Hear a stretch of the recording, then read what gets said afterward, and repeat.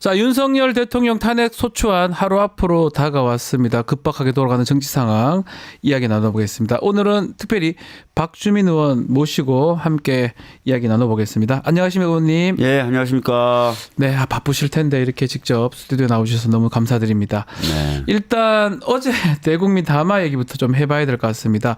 의원님 SNS를 봤는데요. 미쳤다 이렇게 표현을 하셨더라고요. 네.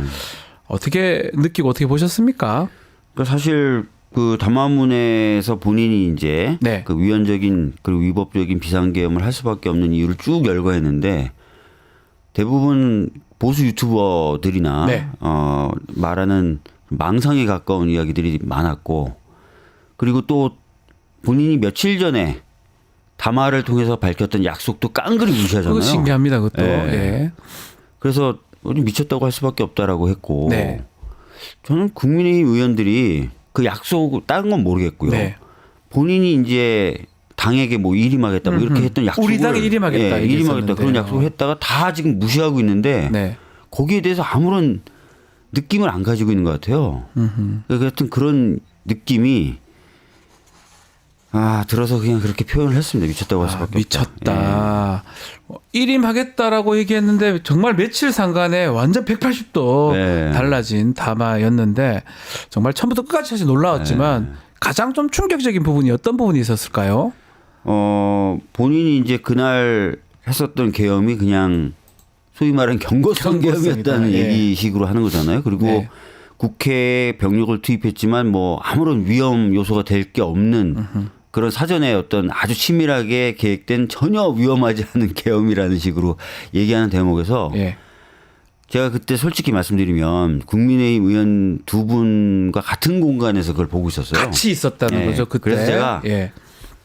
이런 엑스팔 막 이러면서 막 소리를 질렀어요. 막 욕을 했어요. 예.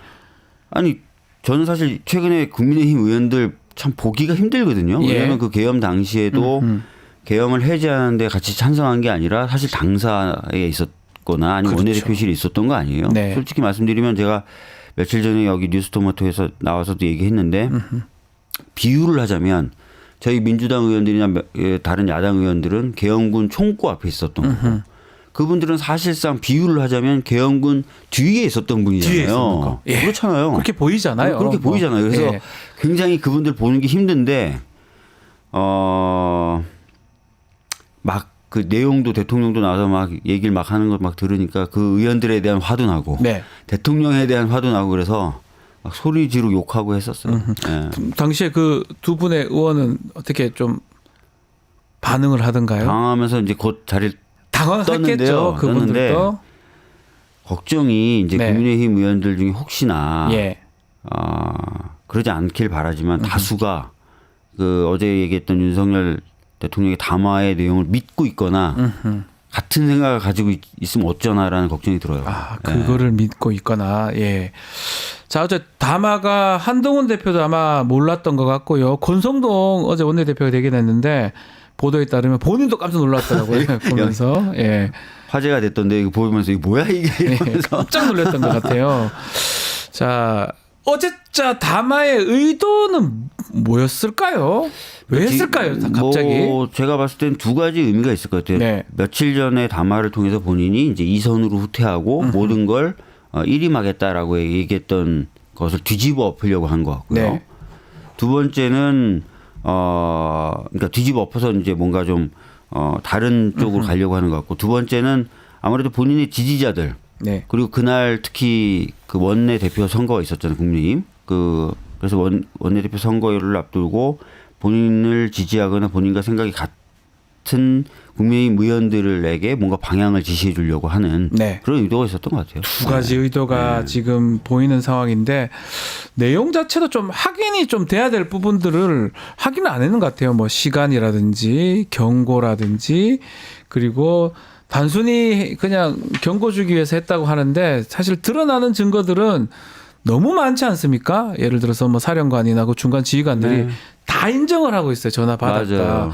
그런 것들 보면 담화를 하더라도 좀 뺄 건 빼고 해야 되는데 그냥 그대로 다 했던 거 이런 것들은 어떻게 봐야 됩니까? 그러니까 뭐 방금 말씀하신 것처럼 뭐 경고성 의미의 병력 네. 투입이라고 하는데 실제로 계엄 사령관이라든지 이런 사람들이 진술하는 걸 보면은 그런 게 아니었다는 절대 거잖아요. 그런 게 아닙니다. 국회의원들을 다 끄집어내거나 특정인들은 특히 체포를 하려고 했었고 그리고 실제로 그렇게 끌어내거나 체포한 사람들 구금할 시설도 사전에 확보해 놨다는 거고요. 그러니까요. 거기다 더 나아가서 뭐 병력도 초기에 알려진 것보다 훨씬 더 많은 숫자를 투입했다거나 실탄 지급도 본인들은 뭐 윤석열은 무장하지 않았다고 하는데 그게 무장이잖아요. 그럼 군대 안 갔다 와서 몰라서 저러는지 몰라도 저게 무장인데 저걸 착각을 하는 건지 아니면 그냥 모른 척하고 거짓말하는 건지 궁금합니다. 윤석열 씨는 숨 쉬는 것도 거짓말인 것 같아요. 싹 다 거짓말로 느껴지고 더 좀 궁금했던 게 이런 담화를 하면 어쨌든 아직까지 참모 조직이 살아있다면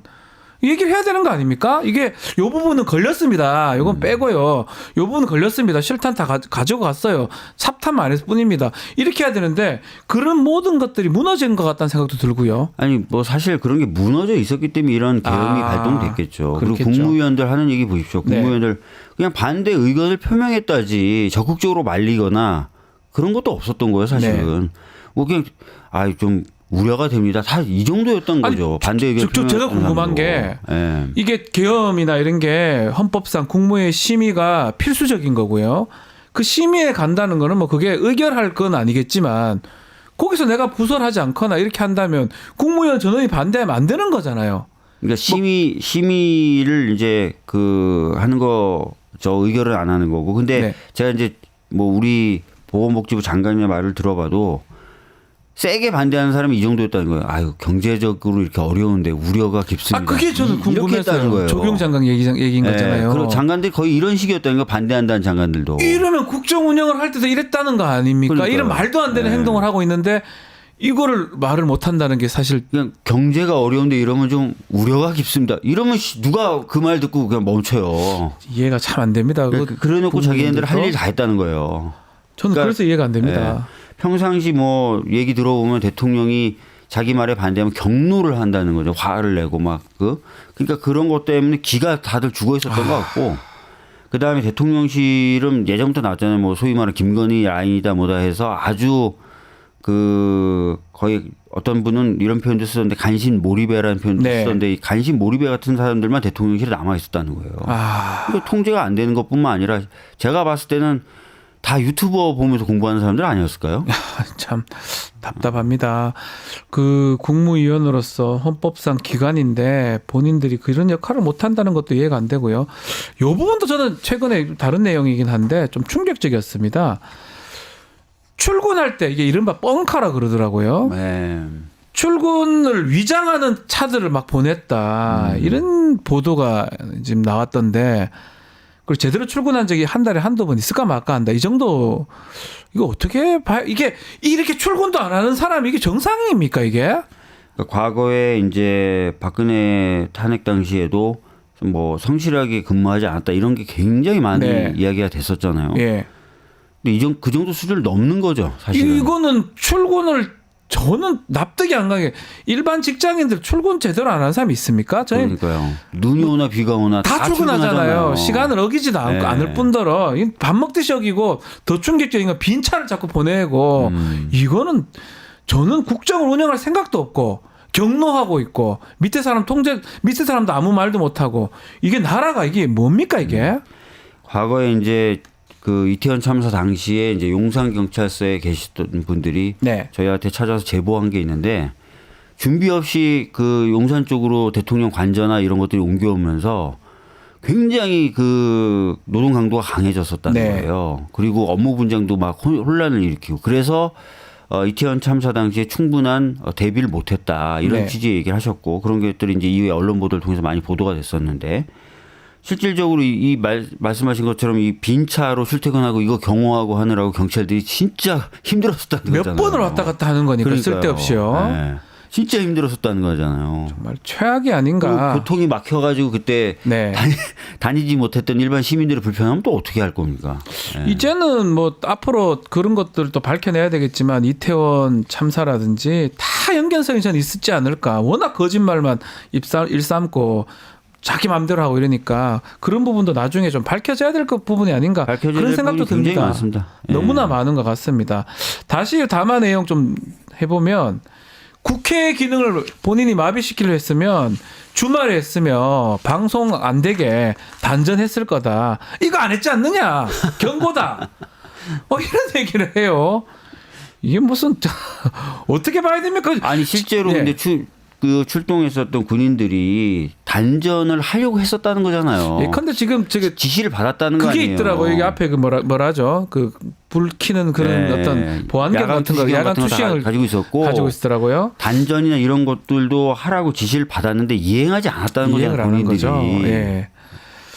그러니까 다시 사실은 결과론적으로 거기에 맞춰서 그냥 계속 해석하고 거짓말하고 이제 이런 걸로 지금 보이고 실제로 지금 보도에 따르면 3개월 전부터 그 비원 벙커인가요? 벙커도 곧 공사해가지고 네, 구금시설 새로 맞아요. 만들고 충암파 라인으로 교체도 하고 실제로 계엄 자체를 오랫동안 이 내란 행위를 오랫동안 준비를 했던 것으로 보이는데 맞습니까? 실제로 지금 정황은 그렇게 드러나고 있고요. 네. 뭐 담화에 대해서 저도 좀 더 보탠다면 이미 이제 뭐 특전사령관이 이런 사람들이 대통령한테 직접 전화를 받았다는 거 아니에요. 거기서 끝나는 거 아닌가요, 정치인 사실은? 체포하라고 들었다는 거 아니에요. 경고가 체포입니까? 아니잖아요. 그러니까 그렇죠. 그 말도 안 되는 소리고 어제도 보면 조지호 경찰청장도 5번인가 전화를 받았다는 거 아니에요. 맞습니다. 그 국회의 출입이나 이런 걸 통제하라고. 그러니까 네. 지금 뭔 소리 하는지 모르겠어요, 대통령이. 제가 보기에 그냥 자기 변명, 거짓말 계속 늘어놓고 있는데 그런 것들을 이제 전파를 낭비해 가면서까지 전송해야 되고 하는 것 자체가 너무 슬픈 일이죠. 예. 자, 이 내란 사태 이제 수사 얘기도 조금 해보면 지난 11일인가요? 경찰에서 압수수색 영장을 받고 대통령실에 갔다가 대치 끝에 결국은 철수했어요. 일부만 받고. 자, 어떻게 보십니까? 앞으로 사실 강제 수사 부분의 압수수색 또 긴급 체포라든지 구속도 아마 가능성이 있는데 경호실에서 계속 이렇게 나온다면 뭔가 물리적 충돌이나 이런 부분들이 또 문제될 것 같기도 합니다. 네. 뭐 아시다시피 형사소송법에 보면 그런 보안 네. 시설 같은 경우에는 좀 승인이 있어야 되지 않습니까? 그러다 보니까 과거에도 영장을 갖고 가서 뭐 안에 들어가기보다는 보통 영장에 적시된 물건들을 가지고 나와서 전달해 주는 방식으로 영장이 집행이 됐는데 네.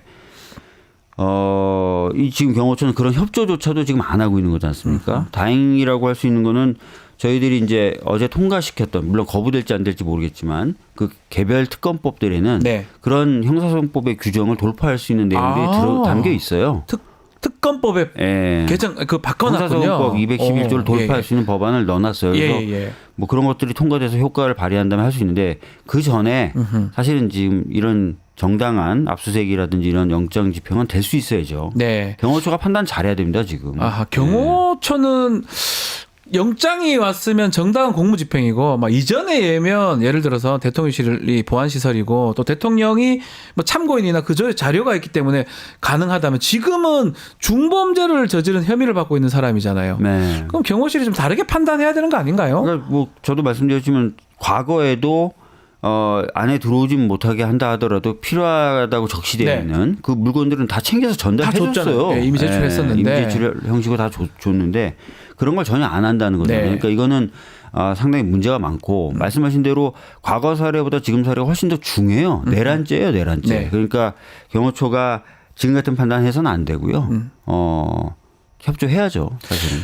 혹시 긴급 체포나 구속의 부분 그건 어떻게 보십니까? 지금 뭐 공수처가 긴급 체포 가능하다 할 수 있다라고 얘기를 하고 있는데 아무리 그래도 뭔가 그 탄핵이 돼서 직무가 정지된 상태에서 체포를 하려고 하겠죠. 그때가 조금 더 낫다는 거예요, 상황상으로는.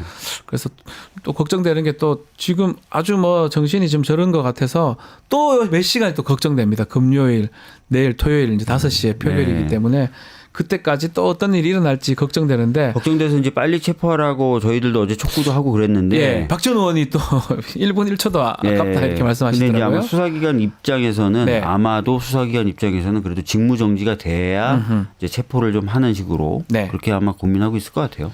자, 수사기관 얘기를 좀 드리면 지금 공조수사본부를 출범시켰습니다. 아마 공수처 경찰이 지금 있는 것 같은데 국방부 군검사들도 포함이 된 것 같습니다.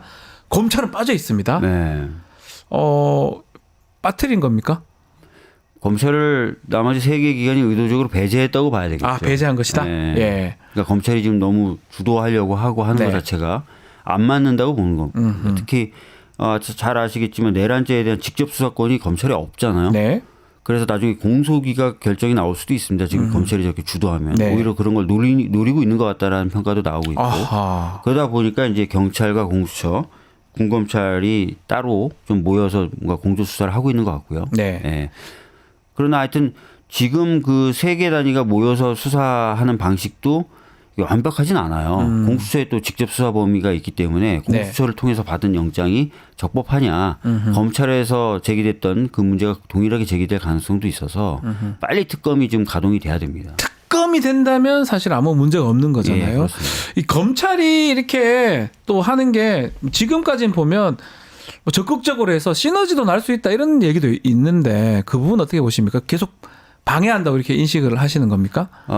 뭐 2가지 측면이죠. 아까 말씀드렸던 네. 대로 검찰의 직접 수사 범위에 내란이 들어가 있지가 않아요. 그렇죠. 직권남용 그걸로 관련죄로 예, 지금 하는 건 문제될 여지가 있습니다. 예, 문제가 될 여지가 있고 네. 실제로 최근에 그렇게 해서 공소기각 판결이 나온 경우가 네. 있다는 거예요. 법리적으로는 그렇고요. 두 번째는 검찰을 과연 그럼 신뢰할 수 있느냐. 수사기관으로서의 독립성이나 중립성을 신뢰할 수 있느냐. 그 문제가 있는데 네. 뭐 최근까지도 아주 최근까지도 검찰은 이 정권의 완전히 주구였죠. 그렇죠. 주구였고 뭐 명태균 씨 사건 같은 경우도 공선법은 검사가 하나도 없는 부서에 네. 배당을 해가지고 공소시효를 도과시켰죠. 그래서 지금 정치자금법만으로 수사하고 있는 거 아닙니까? 그다음에 뭐 도이치모터스 주가 조작 사건이라든지 명품백 수수 사건 같은 경우에는 검찰총장이 국민 눈높이에 맞는 방식으로 수사하라고 했지만 그걸 어겨가지고 국민적 지탄을 받았잖아요. 그렇죠. 그러니까 바로 그런 사람들이 바로 지금 또 수사하겠다고 나서고 있는 거라서 네.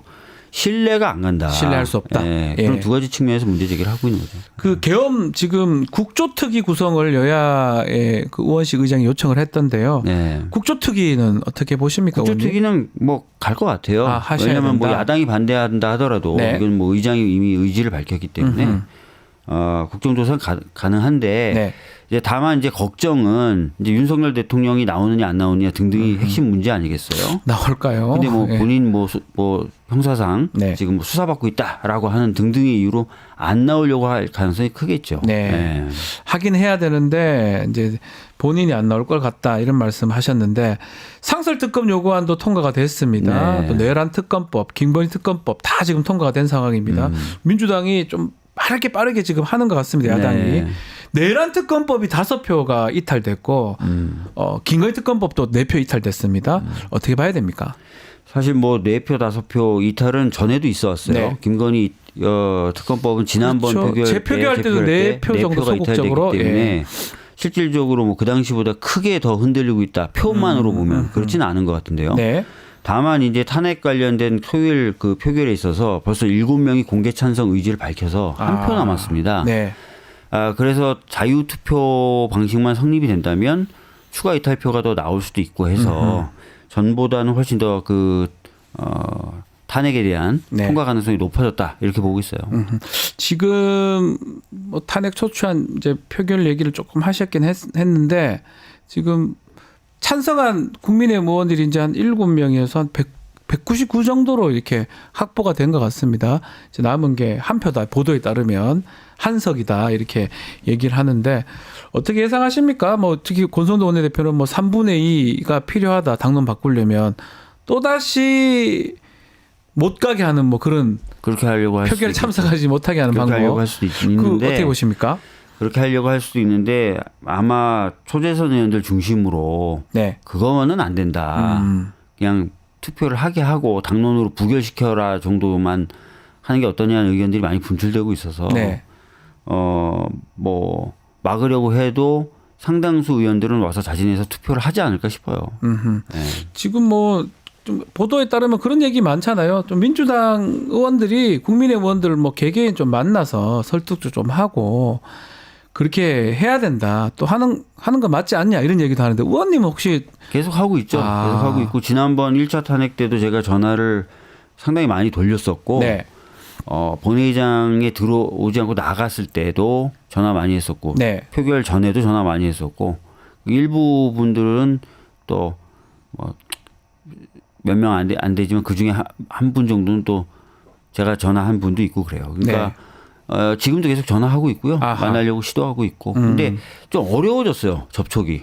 전화하면 잘 안 받고 이제는. 혹시나 또 그 얘기 할까봐 안 받습니까? 문자를 보내도 콜백을 안 하고. 콜백 안 하고. 화장실 같은 데서 만나서 얘기해야 돼요. 네. 화장실 같은 데서 어제도 만나서 한번 좀 해줘요. 막 했더니 아이 좀 거의 다 됐어.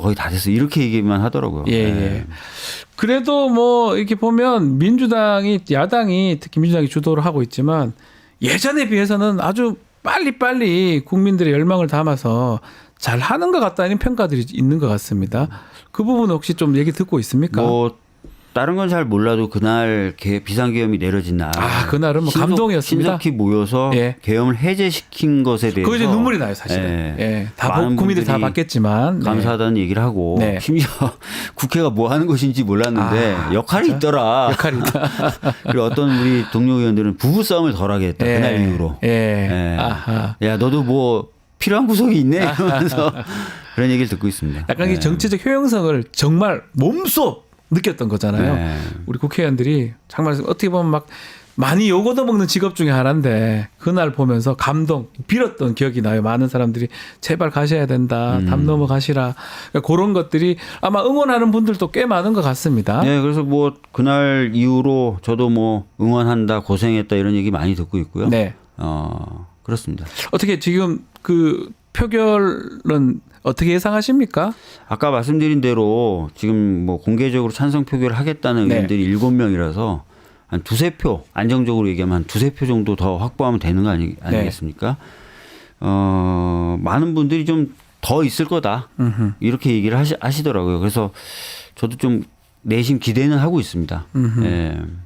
자, 댓글에 추경호 원내대표, 전 원내대표 어떻습니까? 질문들이 많아요. 저희들이 고발했고요. 그러니까 지금 이상한 정황들이 좀 나오지 않습니까? 그날 좀 많이 이상합니다. 시간적 간격도 그렇고 전화도 그렇고. 그날 보면은 대통령하고 통화한 흔적도 나오고. 그다음에 우원식 의장한테는 오히려 표결을 늦춰달라고 전화로 요청했다는 얘기도 나와서 뭔가 내용을 충분히 사전에 알고 표결을 오히려 방해하려고 했던 것 아닌가라는 의심을 받고 있죠. 저희들도 그런 의심을 가지고 있고. 그래서 고발했습니다. 저희가. 왔다 갔다 하고 있습니까? 국회 내에서? 아니요. 안 보여요. 잘 안 보여요? 네, 안 보여요. 신동호 의원도 지금 문제가 된다고 하던데 혹시. 그 부분은 제가 잘 모르겠는데. 거기도 무슨 뭐 전화를 한 거 아니냐 뭐 이런 얘기들을. 그 시간적 간격에 따라서 문제가 될 것 같고 뭐 고발을 했다면 이제 수사가 아마 진행되지 않을까 생각이 듭니다. 윤석열. 탄핵을 선택했는 것 같아요. 담화를 보면 하야는 안 하겠다. 그렇죠. 하야는 안 하겠다. 나는 그냥 헌법재판소 법적 판단 받아본다 이런 것 같은데 뭔가 믿는 구석이 있는 겁니까? 어떻게 봐야 됩니까? 그러니까 아시다시피 6표가 필요한데 현재 재판관 중에 그러면은 이제 새로 저희들이 임명을 할 거거든요. 이제 인청특위가 다 구성이 돼서 이제 가동을 할 건데 어찌 됐든 한 3명, 9명 기준으로 했을 때 3명 또는 4명만 탄핵에 반대를 해도 탄핵이 안 되잖아요. 그렇죠. 근데 실제 재판관 중에 대통령의 이 담화문의 일부라도 동조하는 사람이 있다면 뭐 그 사람 탄핵에 반대하겠죠. 그러니까 그런 것에 뭔가 승부수를 걸고 싶은가 봐요. 그런 거를 믿고 있다. 그렇지만 지난 박근혜 전 대통령 탄핵 때도 그렇고 아주 보수적인 어떤 재판관이라 하더라도 다 탄핵을 결정했던 걸로 보이거든요. 맞습니다. 그래서 이거를 다르게 또 판단할 수도 있나요? 모르겠어요. 근데 최근에 뭐 국가인권위원장으로 임명된 안창호 이런 분들은 말하는 거 들어보면 딱 똑같잖아요. 근데 그런 분들이 안에 있을 수도 있는 거죠. 알 수가 없는 거죠. 알 수가 없는 것이다. 내란죄 부분 어떻게 보십니까? 뭐 통치행위 뭐 이런 얘기들 좀 국회 내에서 윤상현 의원도 하던 것 같은데 내란죄가 아니라고 아직 계속 얘기하는 사람들도 많은 것 같습니다. 근데 아까도 말씀드렸던 것처럼 뭐 정치인을 체포하라, 국회의원을 끌어내라 이런 지시가 있었고 실제로 그런 지시를 받고 움직이려다 현장에서 포기했다 뭐 이런 거지 않습니까? 그래서 내란죄가 성립 안 할 수가 없어요. 저는 뭐 좀 죄송하지만 100% 성립한다고 보거든요. 한 20%, 한 250% 정도. 그래서 제가 계속 추경호 얘기도 하는 이유가 뭐냐면 이상민도 지금 뭐 좀 사라져 있는 것 같고 아주 핵심인 사람들 내란죄는 이제 우두머리가 있고 또 작당 모의하고 주요 종사자가 있고 단순 가담자가 있는데 그 두 번째에 해당할 가능성이 매우 높은 사람들을 그런 것 같아요. 빨리 체포해서 좀 또 다른 얘기 자꾸 내란죄를 법적 판단을 받아봐야 된다. 아니다. 애매하다. 이런 식으로 얘기하는 그런 분위기를 좀 바꿔야 될 것 같다는 생각이 들어서 제가 그 말씀을 드리는 네. 거거든요. 지금 뭐 그렇게 어마무시한 일이 일어나는데 현재 지금 신병이 확보된 거는 지금 김용현밖에 없어요. 그리고 지금 이제 경찰청장하고 서울청장은 오늘 영장 오늘 심사를 영장 치는 합니다. 거고요. 그래서 지금 사안에 비해서는 말씀하신 대로 신병 확보가 좀 더딘 거예요. 그렇죠. 그래서 수사기관들이 제대로 수사하는 건지 애매하다는 거죠. 자, 마지막으로 대통령의 구속 언제쯤 되는 겁니까?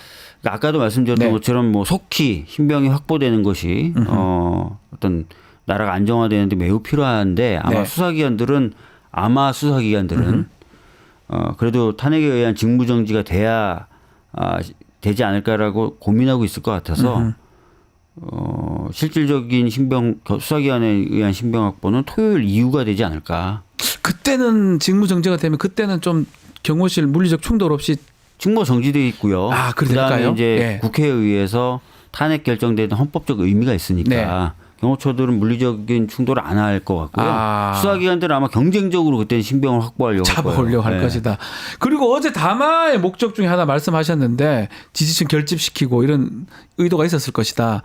혹시나 이 탄핵 과정에서 표결 과정에서 그런 이른바 태극기 지금 분들 나올 수 있지 않을까요? 단체들의 집회 신고가 국회 주변, 뭐 광화문, 뭐 용산 쪽에 되고 있다는 거잖아요. 특히 국회 주변에도 이미 되고 있고 그래서 실질적으로 좀 이 자리를 좀 통해서 부탁을 좀 드리고 싶은데 탄핵을 찬성하시는 분들이 좀 더 많이 좀 조심해 주셨으면 좋겠다. 혹시나 충돌이 일어나는 거를. 물리적 충돌이나 이런 부분을 있으면 안 되니까 그런 부분은 좀 오히려 조심해 주시면 혹시나 좋겠다. 시비 걸고 이러면 좀 그러니까 말려들지 마시라. 그렇죠. 그러니까 민주노총도 지금 행진 방향을 이제 용산 쪽으로 바꿨다는데 그 과정에서 또 어떻게 보면 충돌이 있을 수도 있어요. 그러니까 가능하죠. 그런 부분은 좀 조심해 주십사 부탁을 좀 드리겠습니다. 알겠습니다.